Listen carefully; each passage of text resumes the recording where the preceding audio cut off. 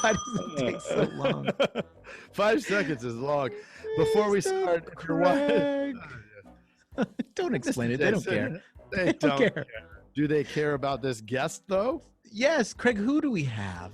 Oh, let me tell you who we have. We have Ashley Mauldin.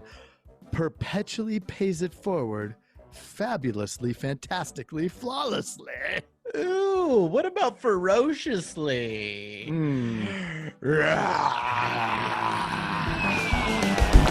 Buckle up. It's the Insurance Dudes podcast.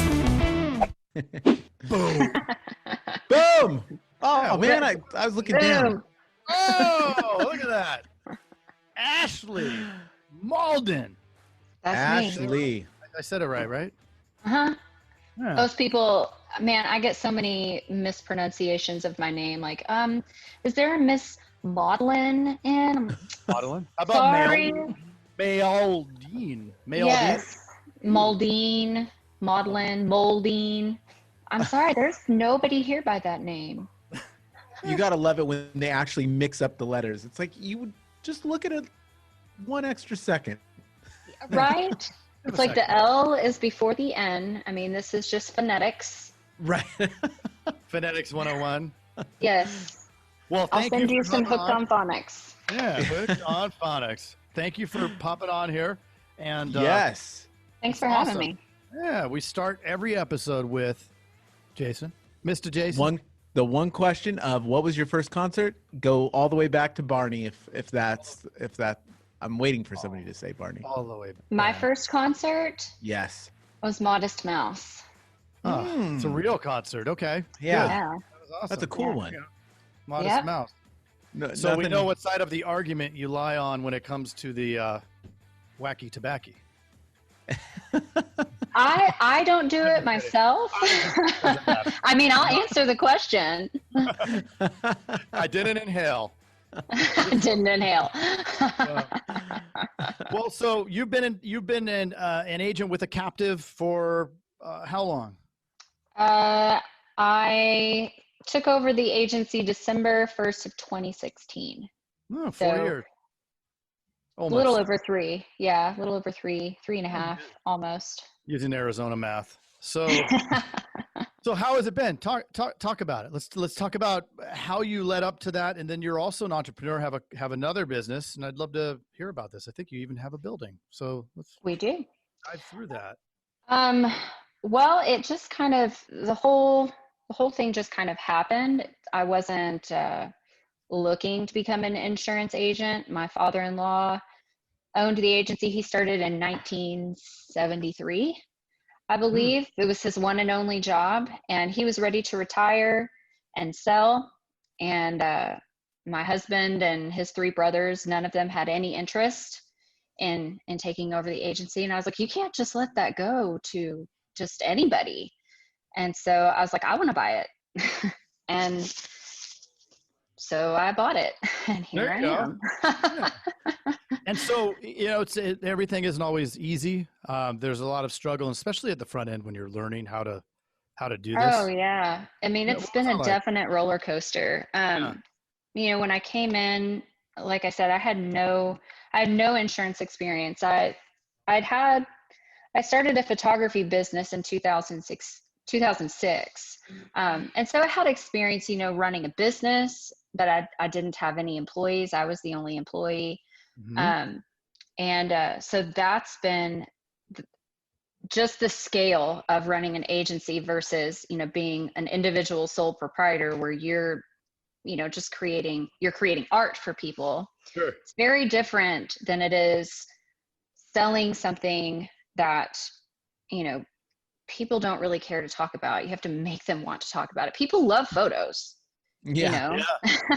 They love it when you make them look pretty, Right. know, but when you're trying to sell them an intangible service or product, that's a lot more complicated. And, just the scale of tracking the expenses and managing staff and, all of that is challenging at times. What do you think is the most challenging? Managing people. For me, at least. We've heard that before. Yeah. Yes. So when did you take over the agency? December of 2016, December And 1st. and so you came into this and you're just like, what was the first initial month like? Well, I didn't get a lot of sleep. And at the time, so, my husband works in the oil and gas industry. He's a petrophysicist, so petroleum engineering. He's, smart guy that spends his day doing spreadsheets and looking at all this kind of fancy stuff that I don't understand. So he travels, he travels a lot. He travels to the Middle East, Saudi Arabia. They just got finished doing a huge project for Aramco. And so at the time, we were living in DFW, like Dallas, Fort Worth area. The agency is in Amarillo, which is about 320 miles away. He was in Saudi Arabia when I actually took over the agency. So Wow. I was here with my kids, doing all of that by myself while he was, on the other side of the planet. And so that first month was very challenging. We were living with his parents because we didn't have a house here yet. And so, yeah, draining our bank account till I got my first commission check, and then, about 4 or 5 months after I took over the agency, I ended up with shingles because I was so stressed. So that's kind of when I was like, okay, I need to take a step back and kind of figure out the balance of things because, my health is being affected at this point, and I'm barely 6 months into this. I can't keep doing this to myself. Yeah. That's crazy. So how did that epiphany come? Like what was next? So at that point, I kind of decided that, I was going to, not work 12 hours a day. And one thing that I've found is that you kind of have to make all the different facets of your life work together rather than having, this business and that business and mom and wife. In order to make things balanced and create balance in your life, you make all of those work together. So, my husband started coming up to the office and using my spare office to do his work. So we were able to kind of spend our time together that way. And then I would, leave at 2:30 in the afternoon and go pick up my kids. And some days I would stay home in the afternoon with them. And some days I'd bring them up to the office and they would sit next to me and do their homework and read. And so we were able to keep that balance where I was spending time with them. They were seeing me working. So they were seeing what I was doing. And I wasn't neglecting one part of my life for the other. Yeah. And I think every agent goes through that. A version of that. Like, I like even when I came in here 3 years ago, it was definitely 12-hour days. And you think it's almost like you try to do it all and you think that has to be the way it's done. I did it for the whole first year. Yeah. It's so easy to do that. So you've moved on. I mean, you're definitely in a different place now at the agency. How did you get from that part that was incredibly difficult and time consuming to where you are now? Well, I mean, I've gone through, lots of difficult times in my life. And so I try to always keep the mindset of, this is only a season. It's not going to be like this forever.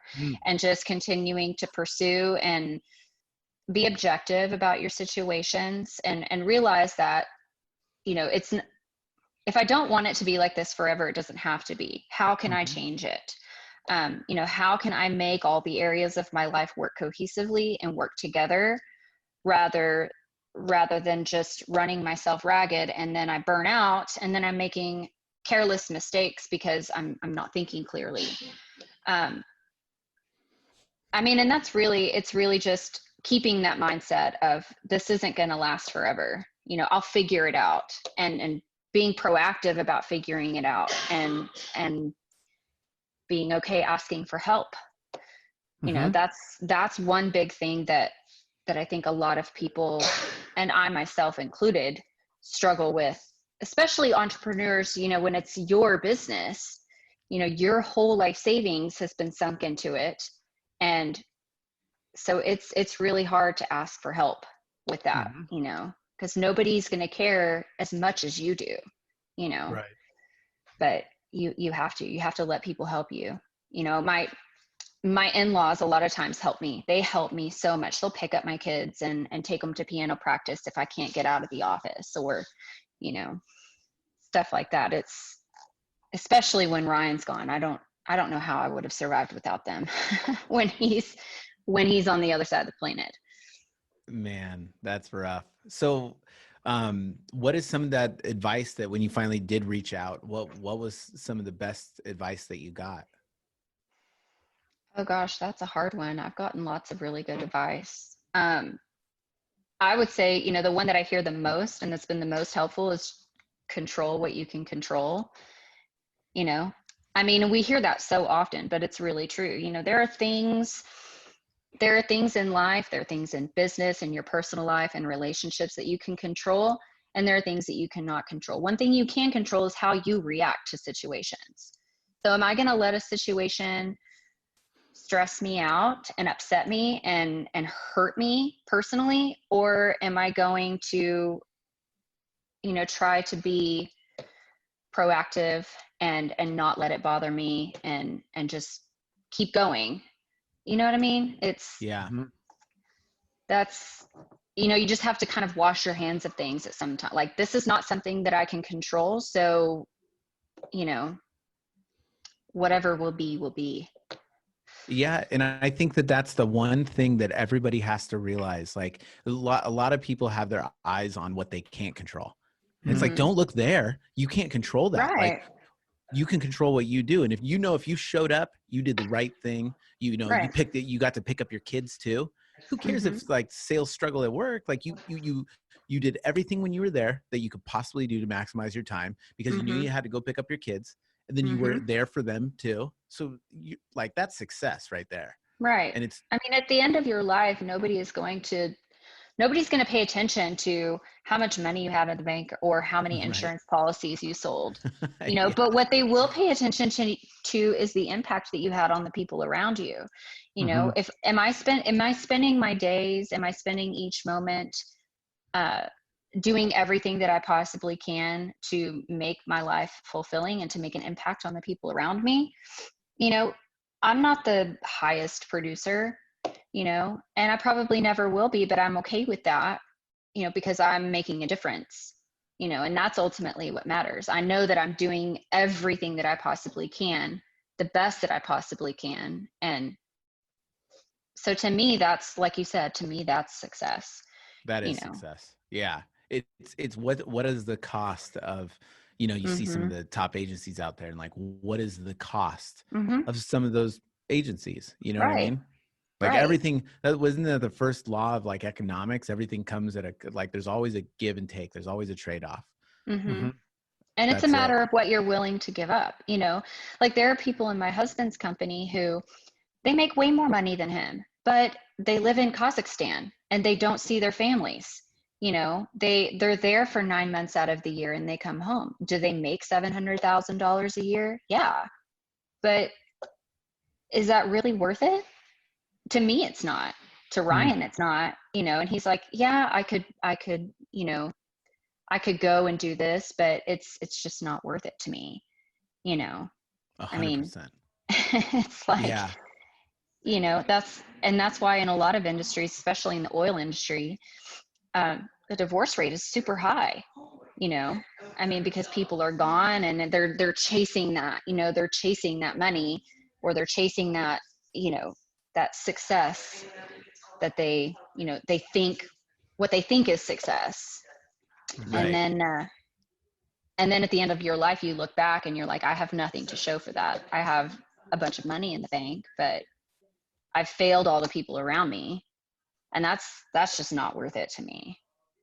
It's so funny because money is the thing that's supposed to create opportunity for us, but we allow the way to get money to suck the opportunity from us. Right.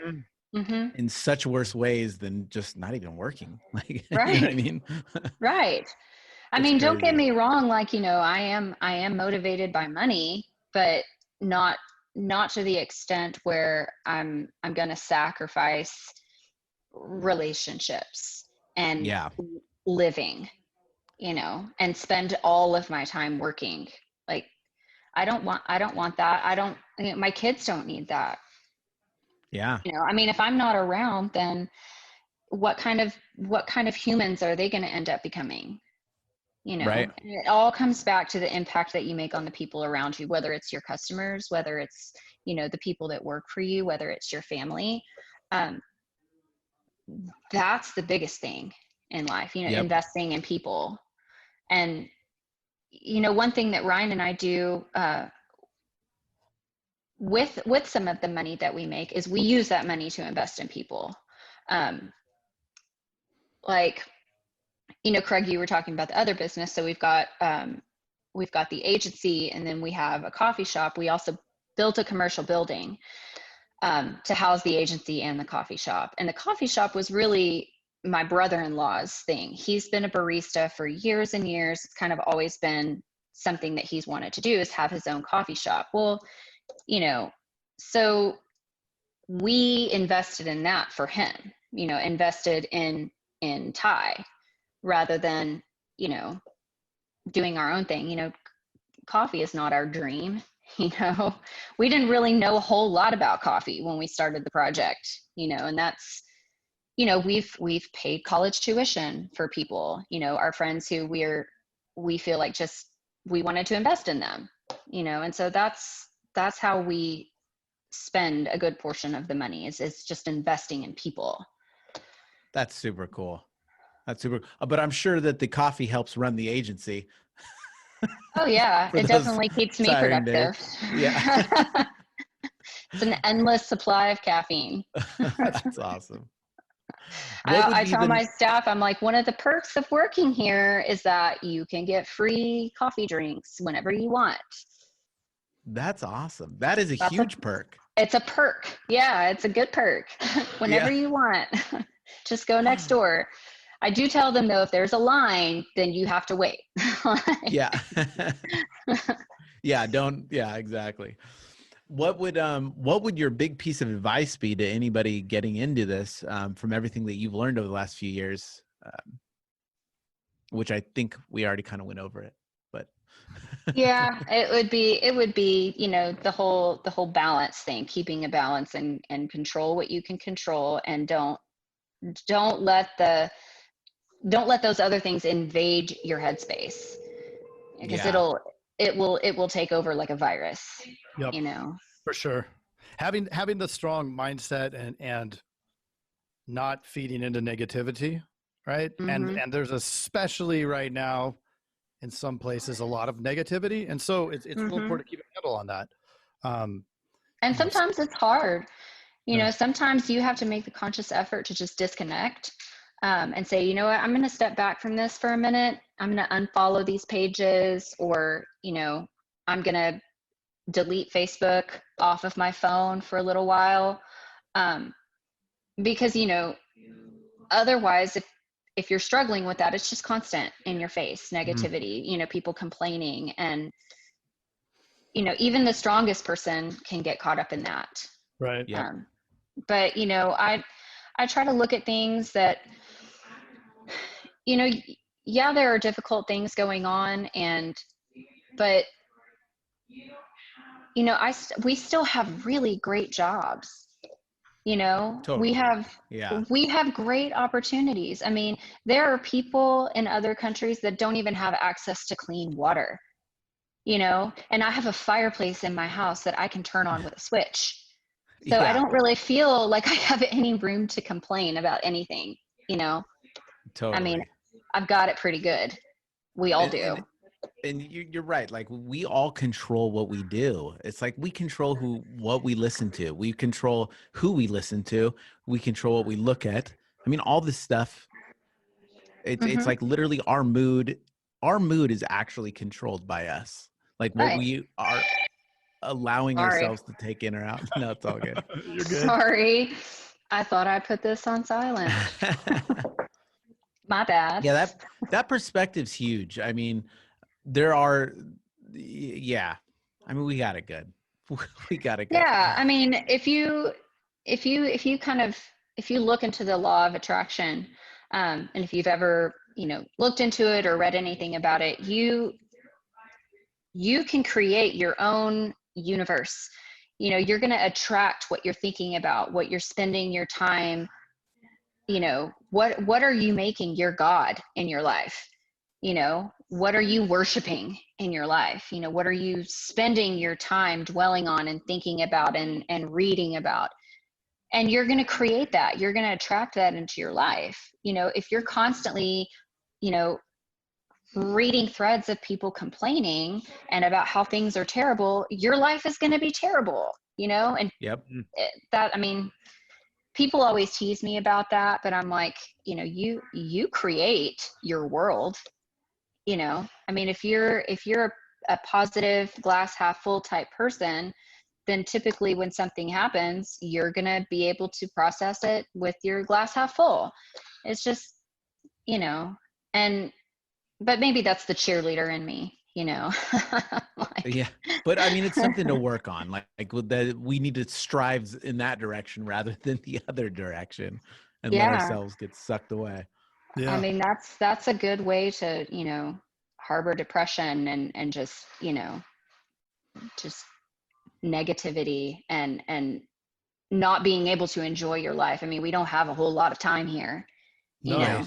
So, I really don't want to spend it being upset and angry all the time. Right.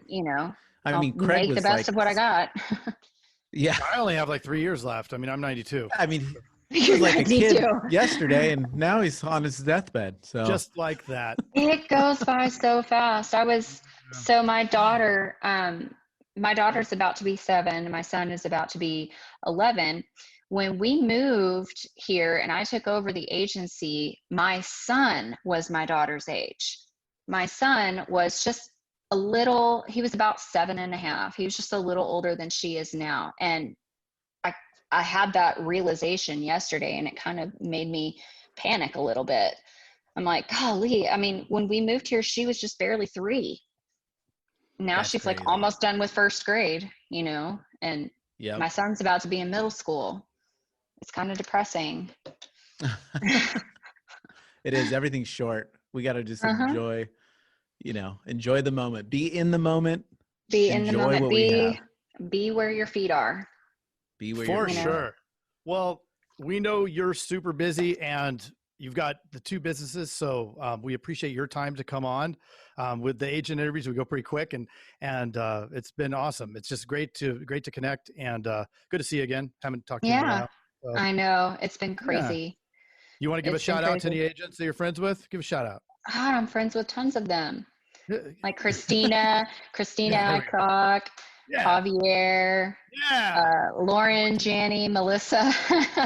You guys, we have Melissa and Lauren and Christina and I, we have a group text that we have going on every day. And so it's really awesome. If you don't have a group text going on with several agents, you're really missing out. I mean, it helps keep me sane. Yes.